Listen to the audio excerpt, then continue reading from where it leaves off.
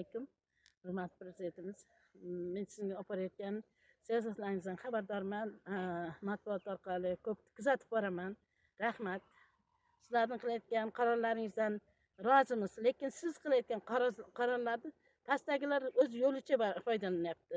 Siz aytgan narsalarni menimcha murojaatim, menga o'xshaganlarga yordam bering. Yordam beryapsiz, lekin menga o'xshab hech kimni orqasida bir odam yo'q, odamlar sizga oxir yetkazib bora olmayapti. Chunki yetkazolmaydi ham, yetkazishga yo'l qo'ymaydi. Qaysi yo'l bilan bo'lsa ham qarshilik qiladi. Men bir necha marotaba bordim, vazirlikkacha bordim, o'rga ham kirilmay keldim. Saida Mirzayevaga uchrashishlarni iltimos qilib, xalq qabulxonalariga ham bordim, uchrashtirmadi. Sizning murojaatingizni hech kim eshitmaydi deydi. Qayerga borsang boraver deydi bizlar. Biz qayerga boraylik? Shuni endi bilmadim. Men noto'g'ri qilyapmanmi, to'g'ri qilyapmanmi tushunolmay qoldim. Mana 1 gektar yerni oldim, bitta O'zbekistonga bitta paxta ko'rding, shu 1 gektar yeri qolgan bo'lsa meni mehnatimni bersin. Meni rozi qilsin. Siz nima deyapsiz? Sizning farmoningizni birontasini men ko'rmayapman. Aholini rozi qil deyapsiz. Bular rozi qilish xayoliga ham kelgan yo'q, o'zlariga to'g'ri kelgan, o'zlarining yo'nalishi bo'yicha qilib boryapti. Yerning egasini topolmay kimga boraylik, egasi kim? Shuni ham bilmayapman. Hurmatli prezidentim, sizdan so'rayman. Mening murojaatimni iltimos qilaman. Odilona ko'rib chiqsangiz, bu nohaqlikka katta chek qo'ysalaringiz. Men bitta sizdan umid qilyapman. Shuning uchun matbuotga murojaat qilishga majbur bo'ldim. Bu O'zbekistonda yomonlash emas, boshqa dardim yo'q, chunki hech kim eshitmaydi-da. Majbur bo'ldim-ku matbuotga chiqarishga. Chunki eshitmaydi, kelgan odamni ham tinchitib beradi. Qayta o'zimizni aybdor qilib ketishga harakat qiladi kelgan odamlar. Majbur bo'ldim dunyo bo'yicha bilishiga ham. Men Jizzax viloyati Paxtakor tumani, Samarqand mahallasi turaman. Men mana bu yerda yer masalasi bo'yicha men 2017-yilda mana bu yerlar bog'dorchilikka suv xo'jaligidan olganman. O'sha bog'dorchilik qilish uchun suv xo'jaligidan olganman. Bugungi kunda endi shu joyda mendan olishga harakatda. Bu yerda mana 13 sotik joyda hokimiyat o'zining balansiga oldim deb 13 sotik joyda auksionga qo'ydi. Bu auksionga qo'ygan joyda qo'yilgan joyda 3 o'yinni ham o'zimiz olganmiz. Lekin bu yerda begona bitta ona ketdi. Bu yerlarga shartnoma qilib siz olgansiz, to'g'rimi? Nechinchi yil olgansiz? 2017-yil. 17-yil. Hop. 10 yil muddatga shartnoma bilan olganman. Hali shartnoma tugagan yo'q. Men shartnoma tugadi, yoki buni qiling degan gap kelmasdan o'zi gapirmay surib, beriladi. Mendan aytib o'tirmasdan harakat qilishga men murojaat qildim. Yuqori tashkilotlarga murojaat qildim. Shunda sizning kadastringiz yo'q dedi. Men kadastr qilish uchun kadastrlarga bir necha marta borganman, hokimiyatlarga borganman. Hokimiyat bizga tegishli joy emas degandi. Lekin mana qo'shnilarim hammasi kadastr qilgan. Men turgan joyda. Tegishli bo'lmasa, nega ularga ruxsat beryapti-da, menga ruxsat bermayapti. Opa, shunda bu yoqlarni olganingizda, mana shunaqangi holatdamidi olganingizda shu yerlarni? Yo'q. Yer tashlandiq joy edi. Paxtakorning chiqindilari, nima ana chiqsa chiqindi hamma shu yerda yotardi. Daraxtlar kesilgan, oldin bu yerda gaz yo'q vaqtida daraxtlar kesib o'tinib foydalangan bo'lgan. Ularning ta'mirlari yotgandi. Bittalar ta'mir, sement, tosh, hamma narsa bor edi. Oqur chuqur bo'lyapti. Men shularni tozaladim, daraxt ekdim. 2 yilcha indamadi. 2 yildan keyin boshlandi bu yerga. Demak, ko'zga ko'rinib qolgan, chiroyli qilgansiz. Kimlargadir kerak bo'lib qolgan. Keyin shundan boshlab qaysi rahbar kelsa shu yer bilan qiziqdi. Suv xo'jaligi ham qaysi rahbar kelsa shu yer bilan qiziqadi. Aylanib menga shu yerda olishga tushib qolish jazavasiga. Hani yerda bekitib qo'yib, traktorlar o'tkazmay qo'ydi. Haydatishda imkonini qildirmadi hech. Necha marta murojaat qilganimda bu yer bizga tegishli emas dedi hokimiyatlar. Bugungi kunda hokimiyat bizga tegishli joy, bizning joyimiz.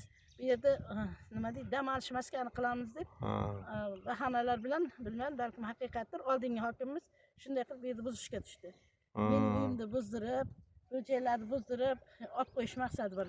Ko'chatlarni siz ekkansiz. Ko'chatlarni hammasini ekdim. Yana ekkanmisiz bundan tashqari? Mana buloqlarim meniki. Yo'q, o'zi umuman bu yoqlarga ko'chatlar ekkanmi? Har yili, chunki buning tagida bunaqa sement, bular nima ekka bo'lsa aytibman-ku, temir hamma narsa yotadi. Ular qayerga daraxt bor yetsa, o'sha yer ko'karmay qoladi. Quriydi. Daraxtlar quriydi. Olaman tagini ko'rsam, ya temir, yog'ish, yoki bo'lmasa beton bilan.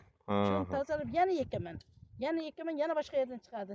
Shu yerda necha yildan bo'lsa shu yerga xarajat qildim. Kamida Mhm. har yili bo'lmadi deganda 100 ming, 150 ming xarajat qilganman. Aha. Traktor olib kelaman, haydatardim. Bitta qilmay. Endi shundan beri meni bu yerda bir nechta odamni bu yer bilan ish bilan ta'minlaganman, ishchi qilib olib oilalarni shu yerdan nima deydi, farz mahsulotlar ekib haligi foyda ko'ryotgandik. Lekin ular ham hozirgi kunda mana 1 yil, 2 yildan beri ular ham sovib ketdi. Ishdan bizni qo'ymayapti-da, xullas kelam yashashga qo'ymayapti. Qarang, mana bu yerda olgansiz, to'g'rimi? Ha. Mana bu yoqda mana mahallalar bor ekan, bu yoqda ham katta hovlili joylar bor ekan. Mana bu yoqda ham bor ekan. Shunda ular ham kadastr qilgan, to'g'rimi? Hammasi kadastr. O'sha siz bilan baravar olishgan, Ha. ularniki kadastr bo'lgan. Ha. Nimaga sizniki bo'lmadi? Men ham shunga hayronman-da, men nima qilganman? Kadastr Ularga qilib chiqib berishgan kadastr. Ha, loyihachi keldi. Mhm. Loyihachini olib keldim. Bir Afro degan loyihachini. Mhm. Mendan beri ruxsat hech narsa qilolmaysan dedi. Yemasa qilaylik dedi. Kim dedi ismini? Ahror degan. U Ahror. qamalib chiqib, endi hozir Qamalib qayerdaligini ketdi? bilmayman, Ha, ha. Keyin berdi. Shu yil qilib bermadi. Prezidentimiz qaror chiqqan yili. Mhm. Keyin kadastrga boraverdim. Keyin kadastrda keldidan, "Opa" dedi, "Bu uyingizga siz kadastr qila olmaymiz" dedi. "Chiroyli qilib ko'ring" dedi. Chiroyli qilib talabga javob berdan ko'ring, keyin biz kadastr qilib beramiz dedi. Keyin narxda ikkita xona qo'shdim. Keyin yana haligi borsam, o'zi davlat u vaqt o'tib ketdi.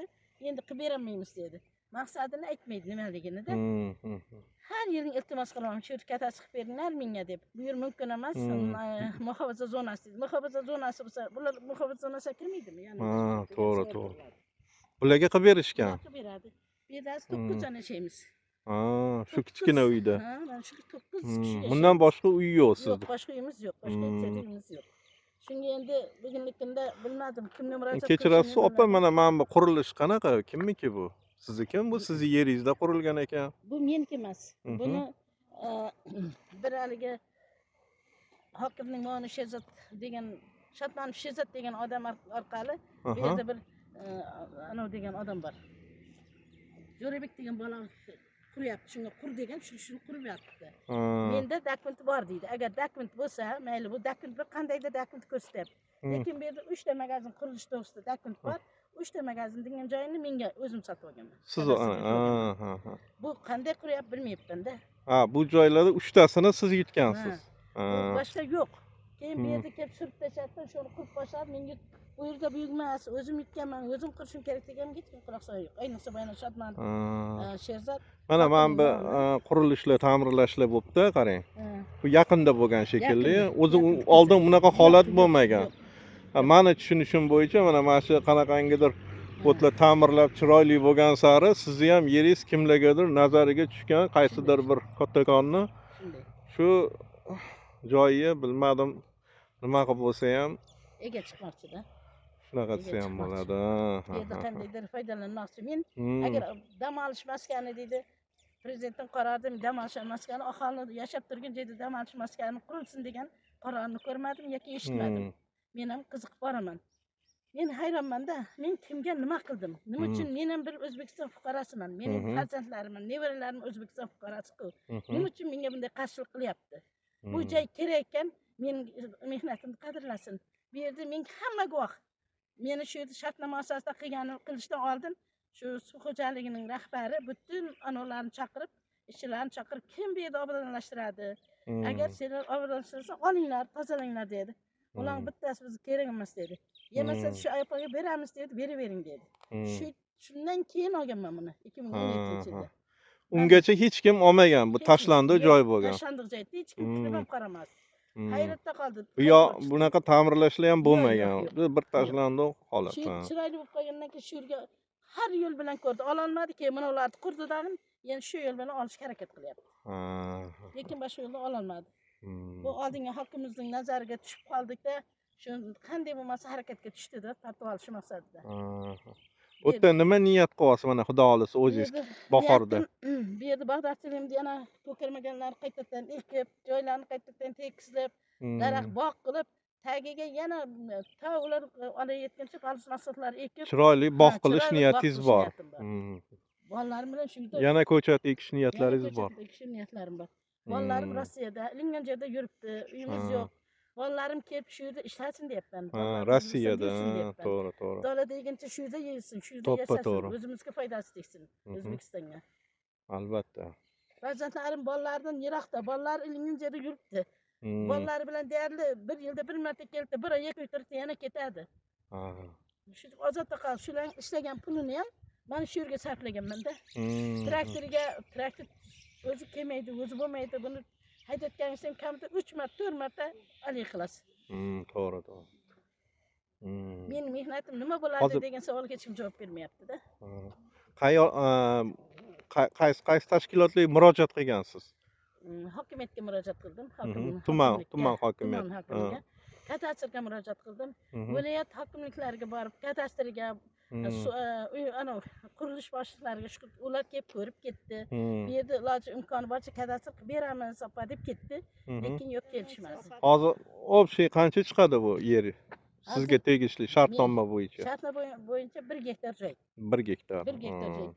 Ana boya ochiq joy borku, o'sha yergacha bo'lgan joy to'rpaq edi, baland to'rpaq edi.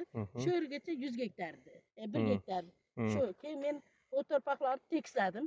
Do'ngalik bo'lganmi? Do'ngaliklarni tekislagandan keyin mana yoqdan qarasang, rosa ko'zga chiroyli ko'ringan. Shundan keyin yopishib qoldi. 2 yildan beri menga nafas oldirmayapti-da. Ari haydaveray desa, oxiri endi sudga murojaat qilgandim. Sudga kadastr meni berib, uyimizni buzish to'g'risida qaror chiqarib ketdi. O'zingizga qarshi. Tuman hokimning buyrug'i bilan chiqardi buni. Tuman hokimi o'zi aytdi menga. Sen shu yerga yozaverar ekansan, men ham senga protiv boraman. Hozirgi hokimmi yo avvalgisi? Oldingisi shunday dedi. Keyin ismi nima edi uni? Asliddin. Hozir ham hokimlik qilib? Hokimlik boshqa yerga ketdi. Boshqa tumanniki. U odam birinchi kelgan juda ham zo'r inson edi. Bunaqalar yordam bersa berar edi. Hech qanaqangi yomonlik qilmasdi. Har qanday borgan odamning haligisini bajarardi. Yordam berish kerak. Qo'ldan kelsa keldi, kelmasa kelmadi deb aytardi. Keyinchalik tanimay qoldim. Men aybim nima bilmayman. Keyinchalik menga protiv borib qoldi. Shu joyda bermaganidan keyin. Atrofdagilar yomonlaganmi? Chunki ola olmadi-da.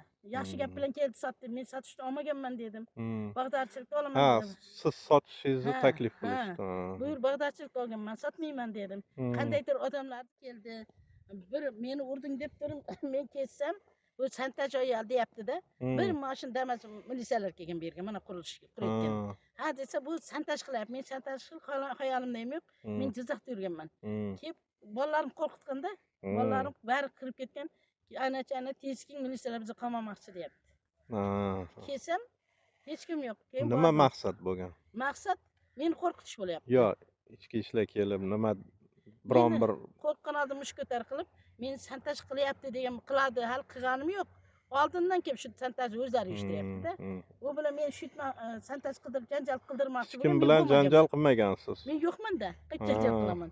Keyin borib ichki ishlarga bordimda, keyin yozib berdim. Ichki ishlar o'zidan yozib berdim. Nega mening bolalarimni qo'rqitadi? Nima jinoyat qildi? Bir damaz odam militsiyalar borib. Mening aybim nima? Jayimda olish uchun shuncha menga amal qilish shartmi? Keyin militsiyalardan himoya order so'radim. 102 ga.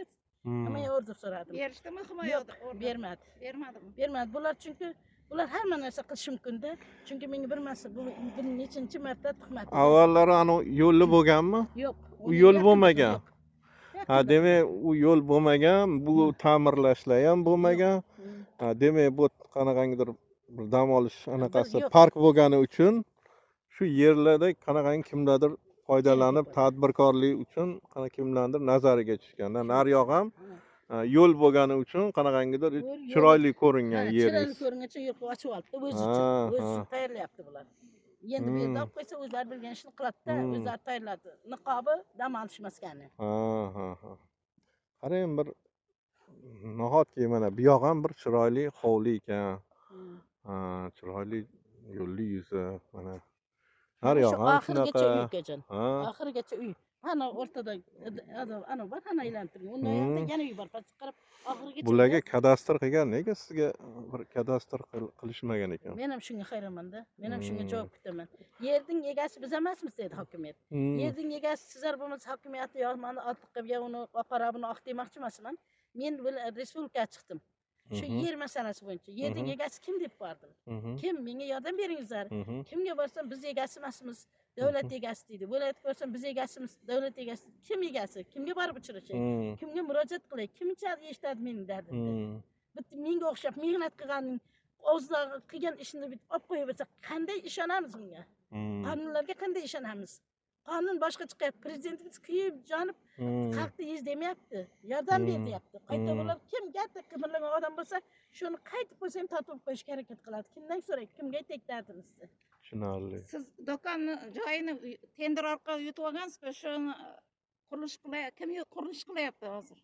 Bu hozir aytdim, Jo'rabek degan odam bola qilyapti. Sherzodning, Shodmonov Sherzodning buyrug'i bilan. Shunda hozir bu sizni yeringizga noqonuniy qurilayotgan bo'lyapti-da bu. Men o'ylayman, chunki buni Chunki siz yutib olgansiz buni. Yutib olganman bu yerda. Lekin bu quryapti. Bu quryapti. Nega hech kim hech narsa demagan? Ular zo'rda. Ular zo'r. Bizning hech kimimiz yo'q bu yerda himoya qiladigan. Tepaveradi, yolg'iz ayol deydi. Bilganini qiladi, xolasa santajyorlar qo'yadi. Xohlagan ishini qiladi. Men bu yerda men qo'rqqanim himoya so'raganim sizlardan. Hamma narsa qilish mumkin bular. Lekin men ular qildi degan narsani men qilmayman. Tuhmat uyushtirishdan qo'rqmayapti bular. Tuhmat qilaveradi. Mana hozir ko'ryapsiz, qarorlar chiqyapti, qonunlar chiqyapti, ana ko'kalamzor qilish bo'yicha, daraxt ekish bo'yicha masalan. Prezidentimiz kuyib jon gapiryapti. Men ham shunga amal qilib, bog' alik qildim. Ana qarang, ataylab shu parnikni yo'q qildirdi. Xullas. Parnigingiz ham bo'lgan. Parnigim bor, parnikni ham yo'q qildirdi. Nasha ekibsan deyapti. Nasha qanaqa bo'lishini men bilmasam.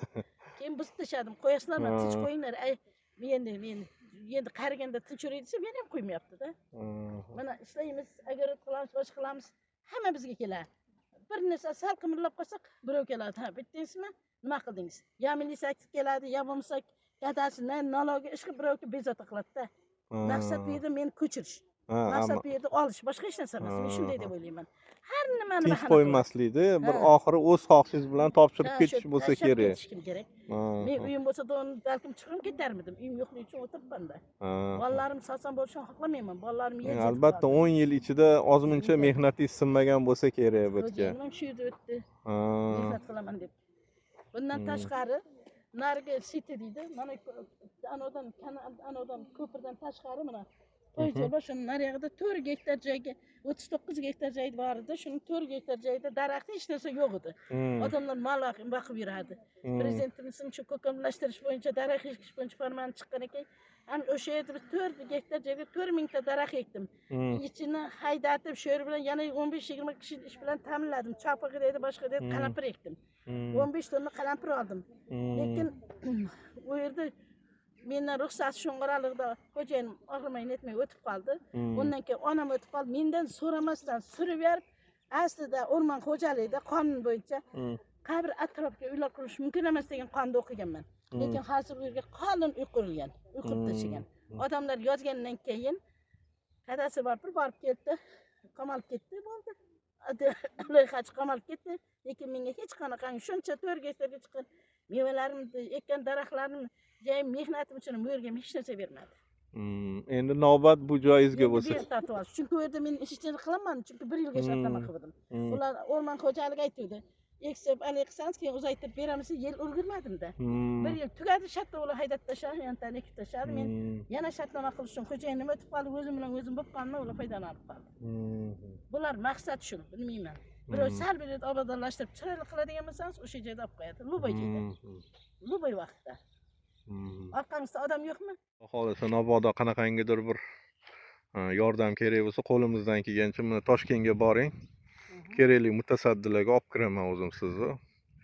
Kerak bo'lsa mana Bosh prokuratura, Adliya vazirligi qonun ustuvor, qonunlar ishlaydi baribir. Xudo xolasa. Avvalasi Allohga prezidentimizdan iltimos qilaman, o'z himoyaga olishligini. Chunki hamma yer bir-biri bilan tanish ekan.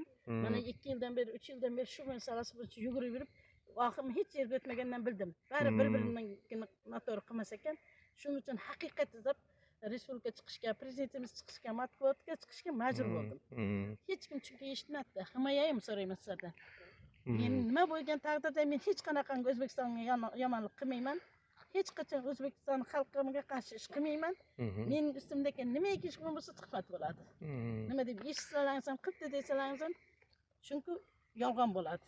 Chunki bu yerdan hamma narsa kutaman, bulardan kutsa bo'ladi. Mana ko'rdingiz, yaqinda muhtaram prezidentimiz chiqishlarida juda yuqori tepada turgan ba'zi bir shu ishiga sovuqqonlik bilan qaragan ba'zi ayrim rahbarlarni ishdan oldilar. Umid qilamiz, demak bu narsa sizga umuman tumanga ham ijobiy ta'sir qiladi deb o'ylayman. Xudo xohlasa sizni ishingizni albatta yaxshi tomonga ko'rib chiqishadi deb o'ylayman. Mabodo bizdan agar yordam kerak bo'lsa, marhamat. Xudo xohlasa birgalikda ijobiy hal qilishga harakat qilamiz.